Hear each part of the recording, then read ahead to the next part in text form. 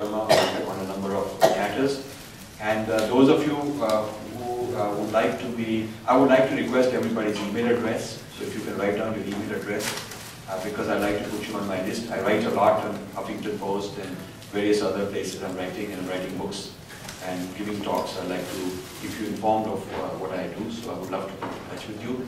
And if there are people who are interested in, people often say, how can we help? If there are people of that kind, I have a lot of work we need done, would love to have any help. Thank you so much.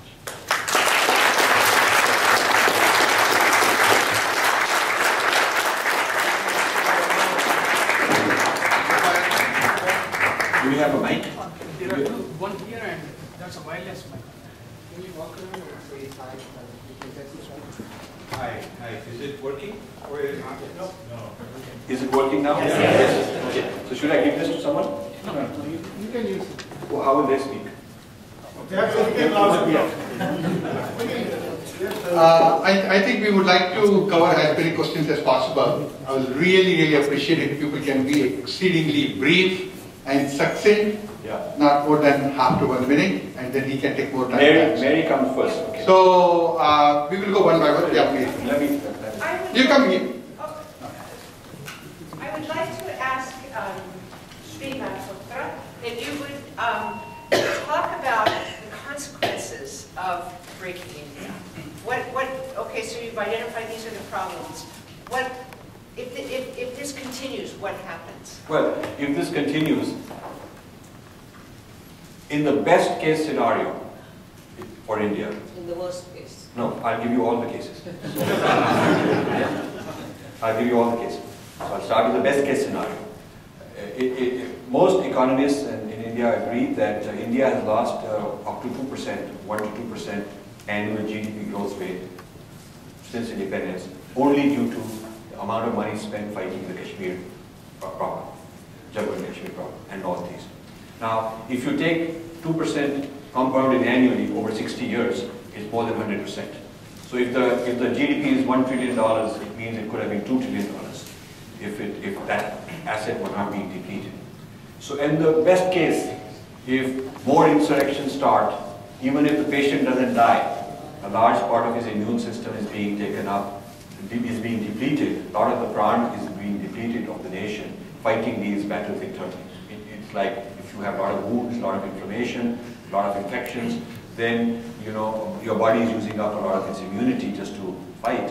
And even though you're alive, you're not as healthy and strong as you would be. So that's the best case scenario.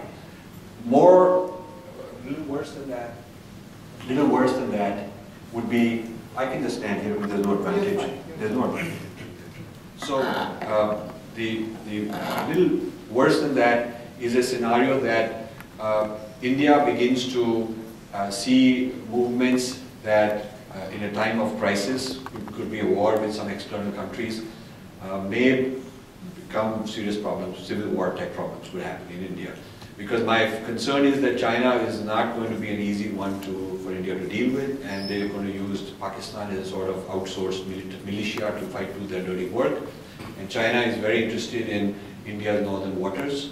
The Nepal waters are what come to the Ganga. Most of the Ganga comes from there, the water-wise, even though it originates in Gangotri, but the water comes from there. And then the waters of Bhutan and the Arunachal in the northeast, they feed the Ganga and they feed the Brahmaputra. And the Indus already, through Kashmir is a disputed territory. So all the mountains of India, northern mountains of India, are the water source of India. And that's where the disputes lie. And the technology exists with China to capture this water and to be able to pipe it to the north, to China. Just like California's water comes from 1,000 miles away, the technology exists to take all this water, and it would double China's water supply and double their irrigation. It would be a big thing for them, and they would love to do that. So I don't think this is a very trivial issue. This border thing with China is not going to go away. It hasn't gone away, and they are in fact really funding Pakistan, giving them weapons. They gave them some 50 fighter jets recently, big advanced fighter jets. And so they'll use Pakistan as sort of to do all this military work for them. I'm not saying that China itself will directly attack. And if Pakistan could get more dangerous with the Taliban taking over and with nukes and all those things, and China kind of feeding it just to keep them away from creating trouble with China, they might push them to create trouble with India. So I think this is going to become a serious matter. And the three big civilizations are each having a stake in India.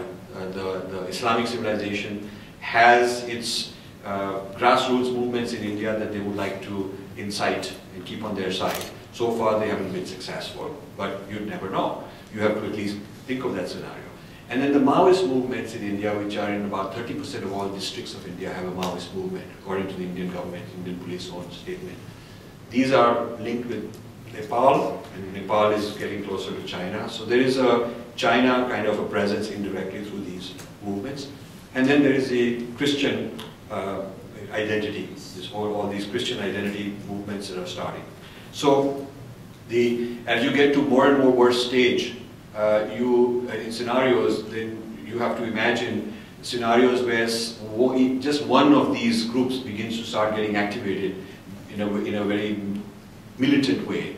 It's no longer just a drain on 2% of GDP, but it becomes an actual physical combat. And then one such combat may trigger another one. Because if one nexus somewhere in the world is having its, taking a bite out of India, say in the northeast or Kashmir or in the heartland, the Maoists, then other nexuses will say, why are we going to just sit there and do nothing? We also want to get a piece of it. So it's a huge, giant thing which may be up for grabs. India faces that kind of an issue.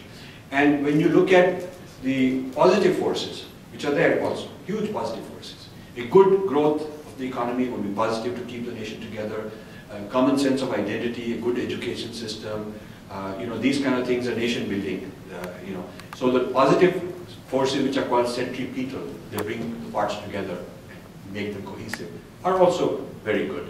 And the centrifugal forces, which are the ones that make the parts fly apart from each other, are becoming strong also. So the balance is currently held in favor of the nation staying together.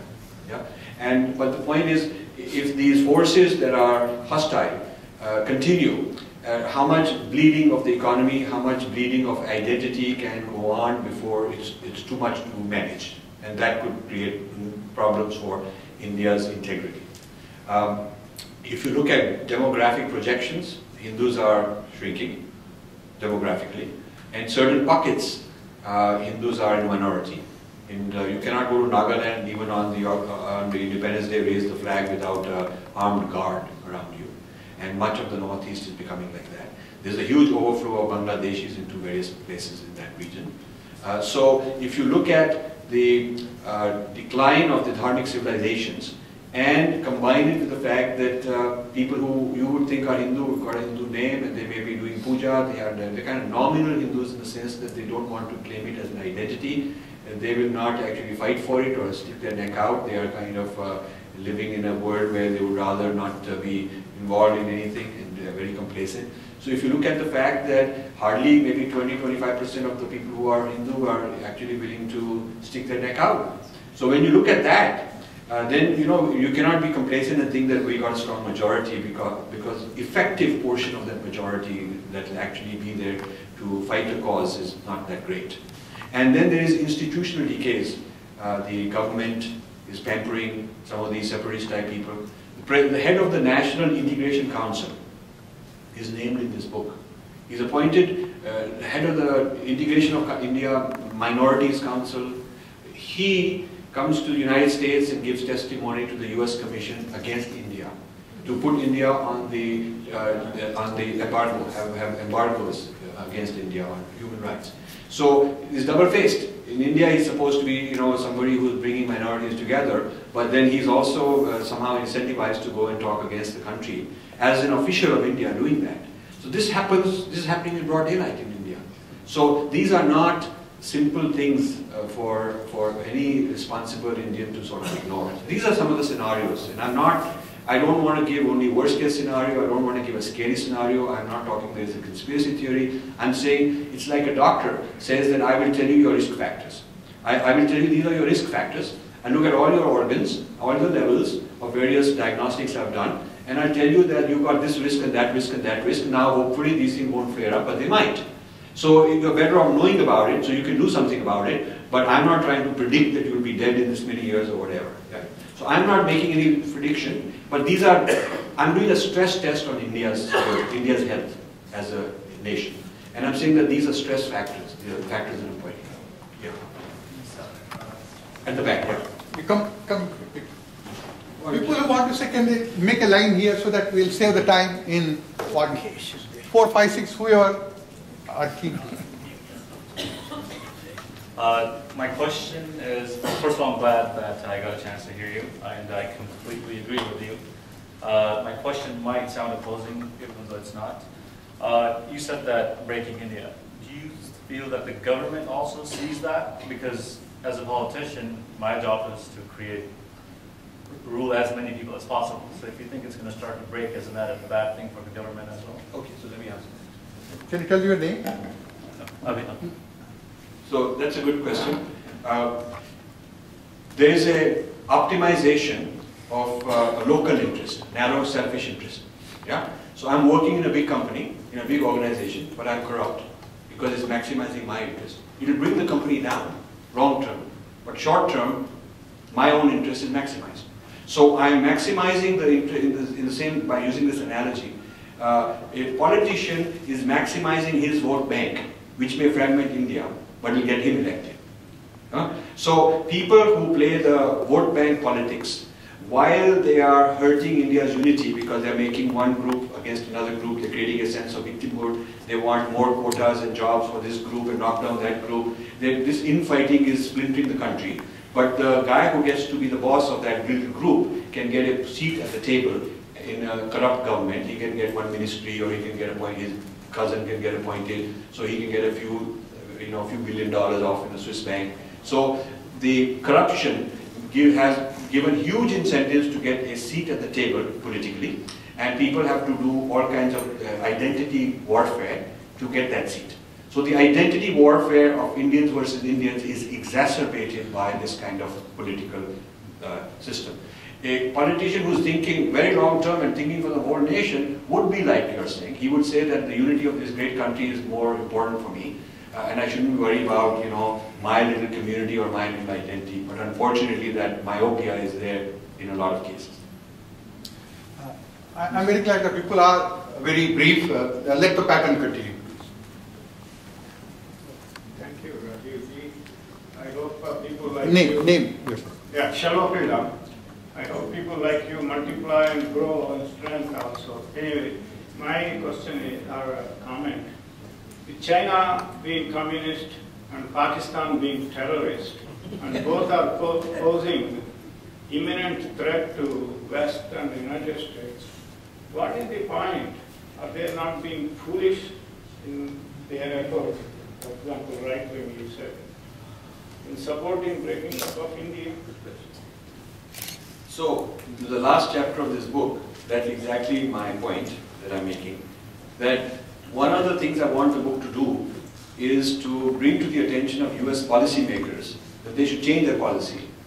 Rather than supporting these faith-based initiatives to go and dilute or weaken India's spine, they should actually ban all that, because they should build up India. India as a friend. They should strengthen India.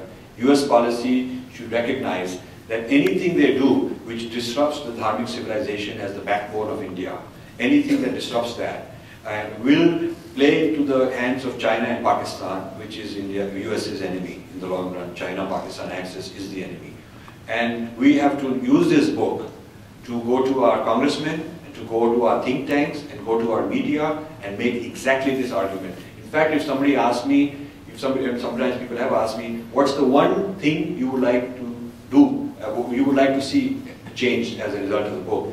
And I would say it's exactly this. I would like to use this book, I would like to see it create a new debate within the US policymakers towards India, and to see the negative effect on US-India friendship and US foreign policy interests, negative effect of human rights interventions, all these Dalit, Dravidian, Christian interventions and saving the people, converting them, all of that.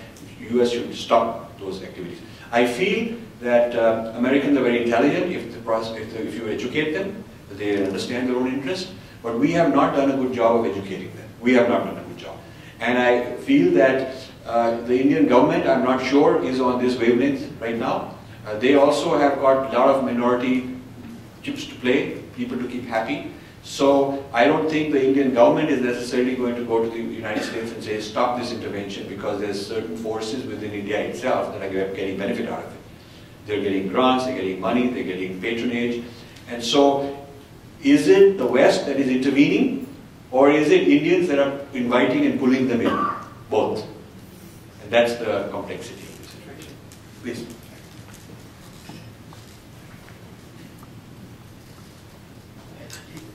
My name is Vijay Teltikar.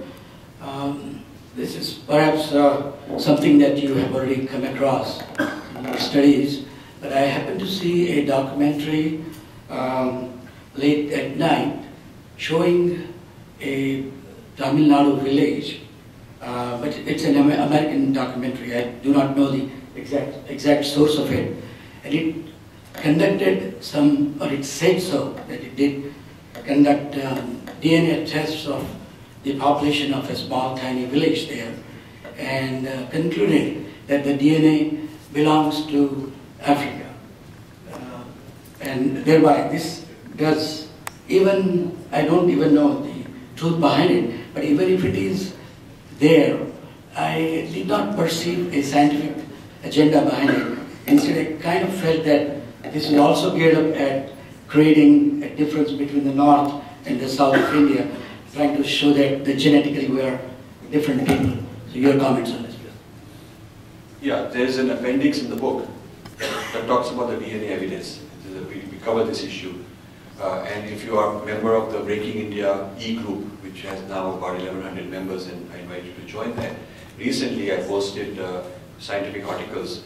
In fact, the scientific DNA evidence is just the other way around. The movement of people is firstly in both directions and very complex. So a wave of people come from Africa, go everywhere in the world. So in one sense, everybody is African. It's not just those guys. Even white American has got DNA of Africa, because that's where man originated. Then, just to give you a quick version of this, this is National Geographic, and some people have done this kind of project. People go into various directions. The ones that end up in India kind of have better survival because the climate is good. The routes, the trajectories that go to various parts of Europe and so on, they die out. And then India re-exports people outside, to Middle East, to Europe, to China, and then some of those guys hop off again to America, become the Native Americans. So at different points in time, there's migration in, and then there's migration out, and happening in both directions. So the hardware of DNA has mixed a lot of ways. When you say that an Indian community has similar DNA to an Arab community, it can be partly because Arabs came and intermarried and settled. It can also be Indians were taken as slaves into the Middle East. And when you find the Roma people, the Gypsy people in Eastern Europe who are of Indian origin, that's not because they invaded India and the Indians got their DNA, but they are Indians who migrated out as slaves. There's a book called Slavery Beyond the Hindus Beyond the Hindu Kush, a PhD dissertation from University of Michigan or Wisconsin, I can get you that.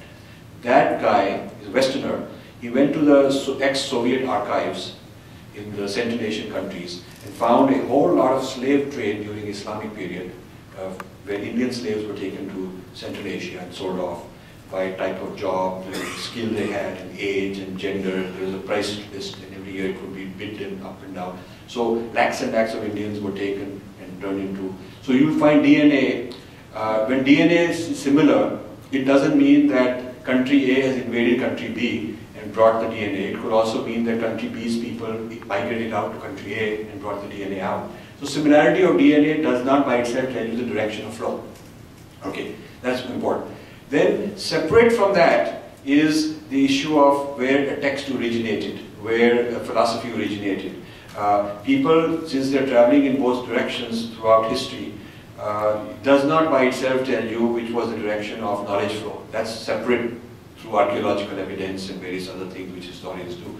So some of these simplistic things that you'll see read in some left-wing Indian newspapers and some Western academic circles once in a while are not a comprehensive picture.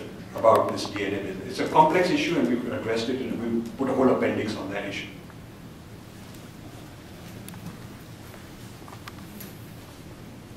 My name is Ashok Patnaik. Thank you for your fantastic information. Actually, I have two questions, but for the sake of others, I'm just going to limit it to one. I guess you're doing this at a runway level, at the ground zero level. Do you have somebody at a 30,000 feet level that really can propagate this discourse? And maybe I'm giving you a bad example, or could be a good example. Somebody like a Subramaniam Swami who will really take this torch and kind of propagate this message which you're trying to portray. That's your job. Well, Subramanian Swami already has heard a lot of my talks. We've been on panels together, we know each other. He's already taken a lot of these ideas, like the idea of Hindu identity. I introduced in a few panels, and he's gone and talked about it. But you know, so obviously he'll do that. Yes, he will. I don't have any doubt he will do that for this book also, and he's read it, and he wants to help introduce it and market it and so on. But I think you cannot pick one guy like that and expect a solution, because I think the problem is far greater than some one guy going and doing it. We need a large army of speakers. A lot of people I'd like to train to be public speakers and develop a simple PowerPoint presentation so a lot of people can go and give talks, because I cannot just go give talks. And when there's a large number of informed people, then action can come about. I would also like to have a 100-page version of this done. We need somebody to do it. It will take a while to get it done. Then I would like to have that translated into 10 languages. I would like a 10-page version that can be put in magazines, and that also to be translated into languages. I would like opinion leaders and public policy makers in the US to get a copy and have seminars in Washington, DC. I would like the same in India, where the MPs and all these kind of people at the state level and central level should be given the book and educated to read it and have discussions on it. So there's a huge number of work to be done, and beyond any one person. Just it's not there's one magic guy who can solve the problem. We just need a lot of help. Yeah, my name is Malhotra. Actually, I have three questions, but I will fold them into one. Switch off the cell phone. I told you. I mean, the three questions, I mean, folded A, B, C are like this. The first one, I know some people who cannot read the book, no time, but they have a lot of money. How they can help you? Second one, some people have not a lot of time, only a small amount of time, web savvy, computer savvy, how they can help you. I mean, the third one you already said, answered about army of people wanting to. So those of you who have a checkbook with who can put a lot of zeros at the end, all you have to do is just write a check. So it's a very simple thing. But you could be specific in that. You could, for instance, buy 150 copies and give to every member of the India caucus in the US Congress. And there's 150 congressmen. And you know, it's not a lot to get 150. But more important than buying the book and giving it is you write a nice cover letter on why this is an important book. Here are some summary points, and you want to read them read it. So many Indians are involved in politics, giving a lot of money here and there. They do have some influence, they do have some clout. But they don't have a direction and a policy and a purpose which is concrete. They will say things like, be friends with India, but what does that mean in concrete terms? What do you want? Americans are very practical people, so you have to say, I want you to sign this bill and not sign that bill. That's the way you want. So this book gives you some very concrete things that such people can get involved in if they want to. You could also buy copies and give to libraries. Like this is a beautiful library, but it doesn't have this copy. So you can start right here.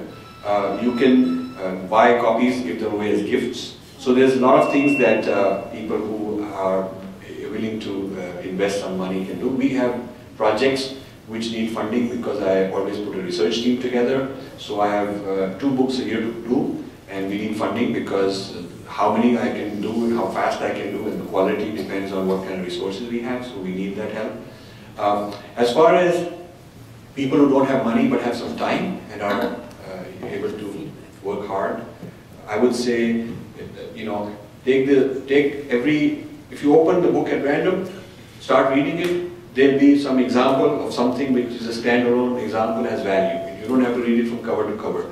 So people can take little bits out and make little blogs as excerpts about the book, little stories here and there, put them out, and then optimize the Google engines to pick up these things. So if somebody wants to search on US Commission on Religious Freedom, then why not our message about that be a top story? If someone wants to search on a particular individual that we've mentioned and covered their work, then why not that come up first? This is technical work that people can do. And in this way, I think there's a lot of projects that we can think about. Rajeev, I'm going to take a chance here. Good. That's Mike. Okay, it's working. Breaking India with the current political boundaries of what is defined as the 1947, post-47 India is one thing. But my humble opinion is it started at 632 Common Era when Arab armies invaded Herat and in eastern and crossed the Harirud River. They have been breaking India. One colonial power or another has been chopping off parts of the body and running away with it. And by the time we have a Pakistani population which believes in Arab ancestry, strongly working for Arab colonialism. So the latest colonial events that you're talking about is just a strong continuation. Have you thought about, rather than, people just simply forget about all these things, they think Jalalabad, Kabul is like very foreign and Malaysia population. People might also think about Kashmir in a few years if the trend continues. But my question is, have you thought about a radical reset option? I don't know how to explain it. In order to just give a shock and then reverse the trend, what would be that reset option or a shock option to reverse it? Well, I think any civilization that wants to expand or even stop compressing, stop contracting, must have a very strong discourse control of itself. It must have a very strong sense of cohesive sense of history. In the United States, the most important thing they want to teach everybody is American history. Very important for everybody to know about American history at the popular level, at the academic level. China, they're controlling the whole history of China, who they are. France, they're doing it. This is the nation building history is a very important strategic subject. Indians don't even have control over their own history in a positive sense. It's a negative history being taught on how we are a bunch of, bad people. That's basically what is being taught. And what is taught largely about Indian history is everything good came from somewhere. First, the Aryans came and brought Sanskrit. Then the Greeks came and brought philosophy. We learned philosophy from Greeks. Then the Muslims came and brought sitar, tabla, and chicken tikka. then the British came, brought science and math and cricket and things like that. So now Americans should come and bring us human rights. So I call this the invasion theory of India. That history is a milestone of being invaded. So what I'm calling breaking up is portrayed as good things because every one of those helps us upgrade because we get from release X to X plus 1 each time we get invaded. This is the theory that we are being taught right now. And so we have to really rethink history and discourse of who we are and our identity before we even have a chance to survive, much less reset and go expanding. Any marketing sales force has a very strong sense of our products, our company, what is our USP, how we are better. That's what basic one-on-one sales training is. So missionaries and these expansionist civilizations have done this for thousands of years. They've figured out the discourse they need to get enthusiastic, their whole troops get going. We never had to do that. But today we can no longer say that we just sit and everything will be fine because as you pointed out, things are being chipped away every few decades. My name is Uma Gulani. My question is, it's so easy for a person like you to come and talk to a person like us over here, get them excited about the issues, and any issue comes up related to India, we all get very excited, the signature campaign going on, this or that or everything else.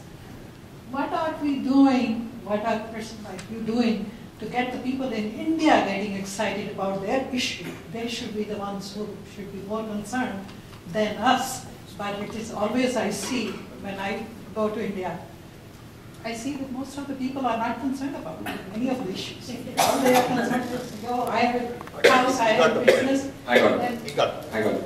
So that's what my question So is. I am doing really nothing about that because I want you to do it. I have more than enough to do to get my research. Simply discovering these facts, running around the world, compiling data, chasing things around, dodging bullets, threats has been more than enough challenge for one guy. And every time I do something, people say, why aren't you doing that instead of that? So it's like, you're a cardiologist, somebody says, why aren't you a brain surgeon or something? You could always say, why aren't you doing something else? This is more than a lifetime of research, documentation, creating new paradigms, waking people up, and therefore, while I'm not solving many problems in India, the point is you got lots of other people, they should be solving those problems. So I'm quite happy, I got my work cut out for me. I would like to produce this in different languages and then get people in India to do what you're talking about. We have a Gujarati version, Tamil version, whatever version. People in India need to stand up and do this. Somebody sitting in Princeton cannot do all the work. And you should bring a solution to me rather than a problem. You should say, here is an opportunity, I'm signing up, I'm going to do it. That's what I want you to tell me, not what else can I be doing. So my answer to people is, if we have a bunch of lazy guys thinking that there is a Devta, we pray to him and he'll solve the problems. I know Devta. Okay? And basically I put the monkey back, the hot potato back on them and say, you do it. Yeah. We'll have time for just maybe two questions. But so that we will have time so that you can get your book, get it signed by the author here. So please, quick questions and then answer, and then we will have tea also. My name is Rajeev. I'm a cybersecurity scientist by profession. My question is, we all saw what happened in India on Saturday, the kind of barbarism, the way free speech was, scuttled. Do we think that post-47, under the so-called democracy that we live in, where we don't even have free speech to protest, we have lost more under the democracy than all the invasions that happened before? Because there are so many odds that are stacked against it, biased media and everything. I think this is a very, very important question. A lot of people think that when we became independent, we actually got decolonized, but we didn't. We were mentally colonized, physically decolonized.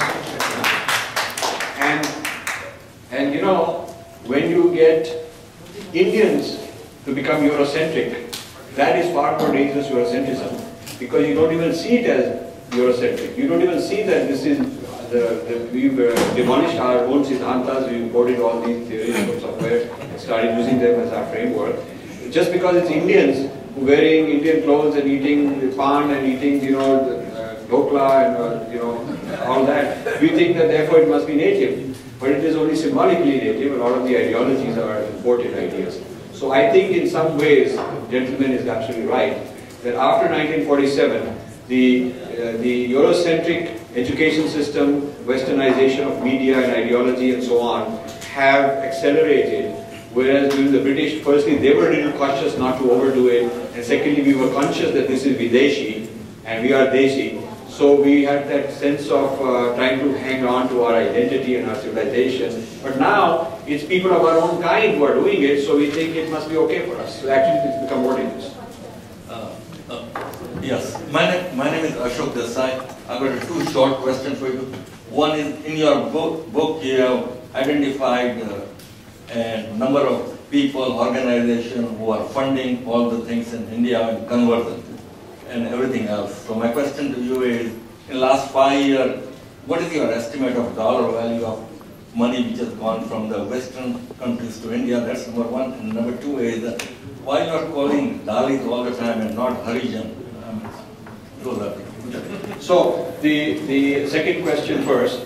The term that Gandhi used in Harijan, the term that Ambedkar used, which is the term that has picked up by the people themselves. This is an example of colonization. The people themselves did not, adopt Dalit. It's a huge infusion of foreign NGOs and Christian missionaries that have propagated this idea. So it is the identity that the people have started thinking of themselves.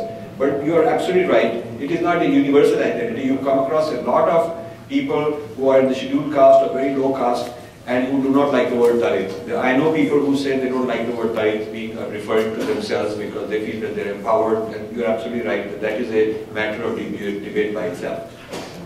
Your other question, how much is the dollar value? The Indian government says it's about 2 billion a year, which is official. I feel it is a lot higher than that because they look at official channels, and they don't look at money that goes in indirect ways that we know happens. Thank you. So, yeah, one more question and we'll stop. My question is regarding your book. It's a wonderful book, very much informative.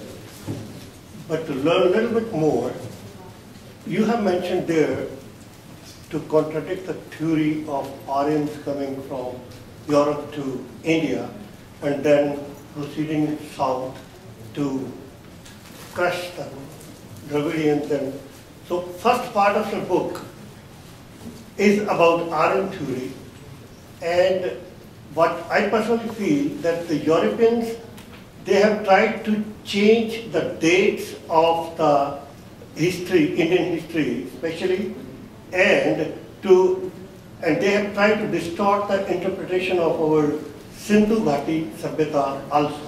I just want to learn that how in our dates and in our scheme, when we firmly believe that we are aborigines and we are Aryans of, India, how that Sindhu Ghati Sabhyata fits into that. That's a very, very rich civilization. Yes.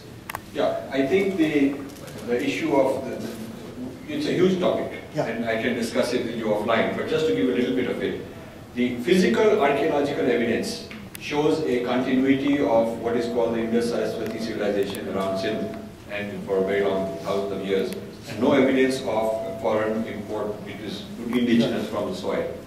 And there is continuity, rather than some Aryans coming and destroying it, there is continuity between it and the later Ganga civilization, because there is a 1,000-year gap when the Indus-Saraswati and Sindh civilization seems to have declined, because rivers have probably moved and things like that. And then there is a flourishing Ganga civilization. So historians have said there is a 1,000-year gap, but there's as we have a very eminent historian friend of ours, Dr. Sardesai, who probably validate. Archaeologists are finding that there is actually a lot of things happening in that 1,000 years which shows continuity. It is not a discontinuity, and they are not two independent. Indus and Ganga civilization are not two separate civilizations like people have often said. So that continuity starting in Sindh going to the heartland of India is definitely there. Now, then there is the issue, separate from physical evidence is the text. Text evidence is a little more difficult because you don't know what was interpolated and added later. And you don't always know necessarily where the person was based when he was writing the text, because also due to the oral tradition, things moved around a lot before they got written down. So when people give dates like when was a certain event happening, I like to say that may have been the date when it was written down. When they say that, Rig Veda is such and such year, Rig Veda says it is apurusha, it is authorless, it is beginningless. So how can you give it a beginning? If it is beginningless, that may be when it was written down. That doesn't mean that it was created at that time, because it was not created ever, it was eternal. So I think the texts have many challenges, and we do need more research, but the physical archaeological evidence shows a lot of continuity. Thank you for showing up.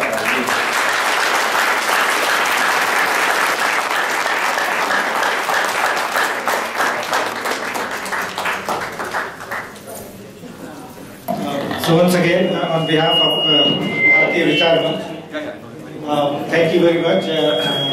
We have to Rajeev Malhotra ji. We will have tea